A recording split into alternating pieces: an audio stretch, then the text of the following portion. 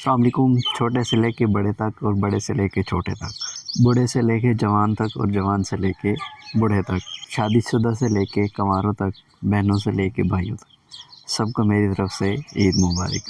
Beautiful भाई, मुबारक हो। ये तो आपने मेरी नॉलेज में इजाफा किया है। ये तो मुझे फैलानी चाहिए पूरी दुनिया में। क्या बयान दिया है आपने भाई, वाह वाह वाह। बात यूँ है कि शहर के आदत है हमें, यानी शहर के हम आदी हैं रात को लेट नाइट जागना, फिर सुबह जो है सुबह के टाइम सोना। वैसे भी मैं फ्रीलांसर हूँ तो ज़ाहिर सी बात है सुबह ही सोता हूँ। तो यहाँ पे फिर गांव में तो आपको 12-1 बजे के बाद कुछ भी नज़र नहीं आता। सॉरी 12-1 बजे 8-9 बजे के बाद तो कुछ भी नहीं होता। मैं सारी रात जागता रहा हूँ और अभी भी नींद नहीं आ रही थी, तो मैं आपके सामने पेश नज़र हो गया हूँ। मैंने कहा चलो क्यों ना अपनी एक्टिविटी जो है आज की दिखाएं। तो अभी जो है मैंने घर वालों के लिए नाश्ता लेने के लिए जाना है, और नाश्ता लेके जब आऊँगा तो ईद नमाज़ पढ़ने के लिए जो है वो हम तैयारी करेंगे। तैयारी करने के बाद फिर कुर्बानी भी करेंगे, तो वो भी आपके साथ दिखाते हैं। लिहाजा साथ साथ रहो और इन्जॉय करो। अपनी गाड़ी जो है वो बाहर निकाल ली है और अभी चलता हूँ नाश्ता लेने के लिए। यहाँ पे वैसे सुबह-सुबह जो है ना गाँव में भी एक अच्छा होटल है, मैं चल के आपको दिखाता भी हूँ और रास्ता भी दिखाता हूँ, देखो ज़रा।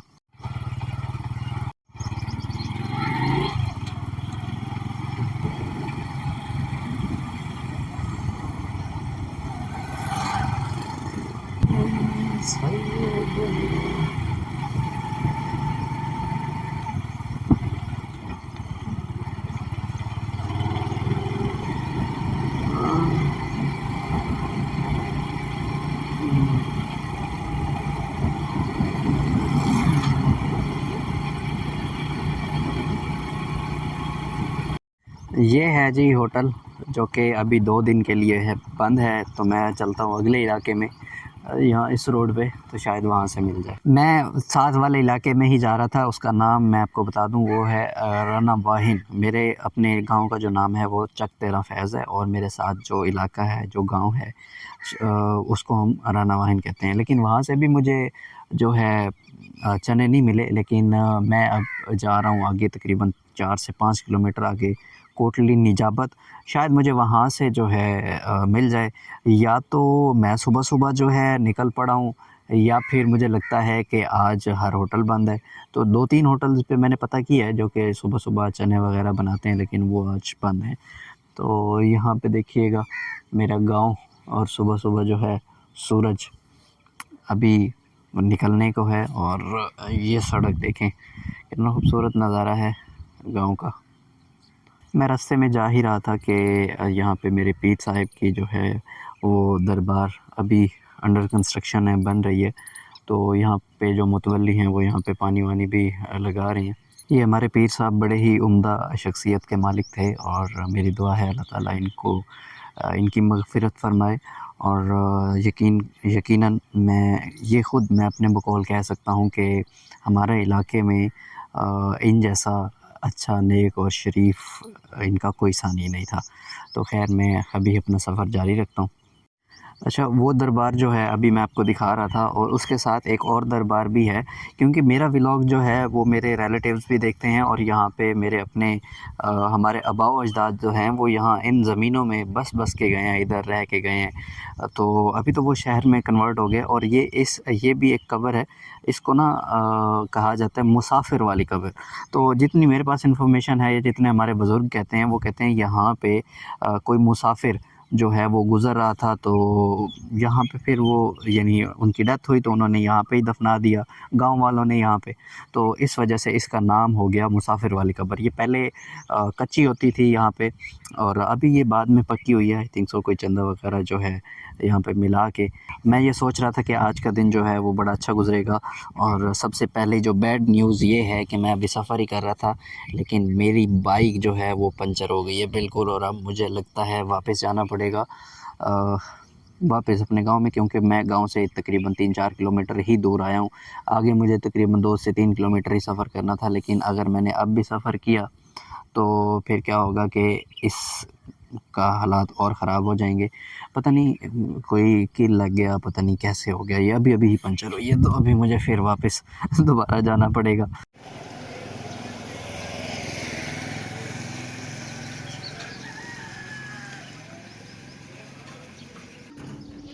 पंचर लगवाने के लिए मुझे वापस अपने गांव में आना पड़ा और पंचर एक लगवाया, दूसरा फिर था। मैंने कहा यार इसकी ट्यूब भी चेंज कर दो। तो शुक्र ये है कि आज ईद के दिन भी ये फैसिलिटी हमारे इलाके में मौजूद थी। जिस भाई ने पंचर लगाया उस भाई का भी शुक्रिया जानता हूँ मैं पर्सनली। वैसे जो मेरे इलाके के लोग हैं वो देखेंगे तो शायद वो भी जानते होंगे इनको। तो खैर नाश्ता भी मैं लेके आ गया हूँ और घर पे ही हूँ।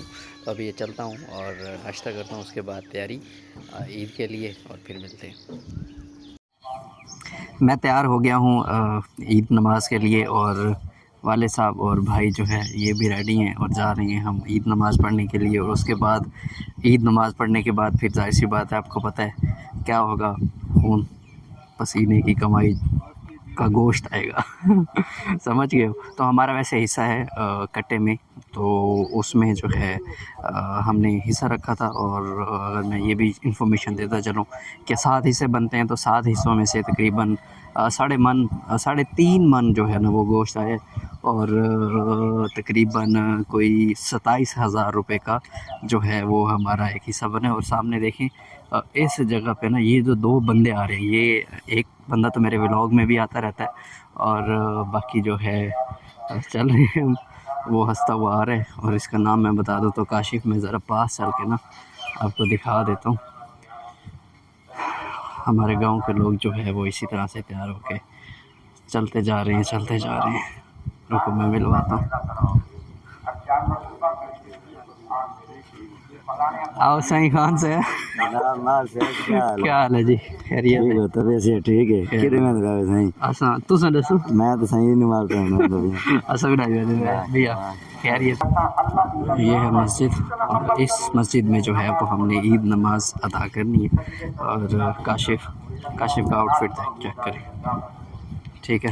और मेरा आउटफिट तो मैं पूरा नहीं दिखा सकता, जितना आपको दिखा सकता हूँ बस देख लो। तो चलते जा रहे हैं आगे। देखें 2 जो है वो बुज़ुर्ग हैं, ये काशिफ का अबू, ये मेरे वालिद साहब, ये बड़े भाई, ये काशिफ और ये मैं पीछे। कितना आकाश, कितना टाइम आकाश है?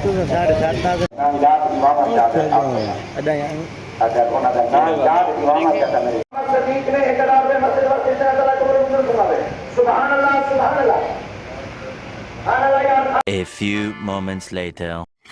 ईद नमाज़ पढ़ने के बाद हम सीधा आ गए हैं जहाँ पे हमारा हिस्सा है, जिस झोट में जो कि हमने कुर्बानी में हिस्सा डाला है। और वो ये झोट है और अभी जो है ना ओपरे बंदे से वो कहते हैं डरती है, और मेरे से जो है फिर वक्त ये कुछ ज़्यादा ही डर रही है। और अल्लाह खैर करे, हम तो हैं बिल्कुल अनाड़ी से बंदे, हम इसको जो है ना ज़िबा किस तरह से करेंगे ये देखने की बात है। तो बहरहाल चलो देख लो आप।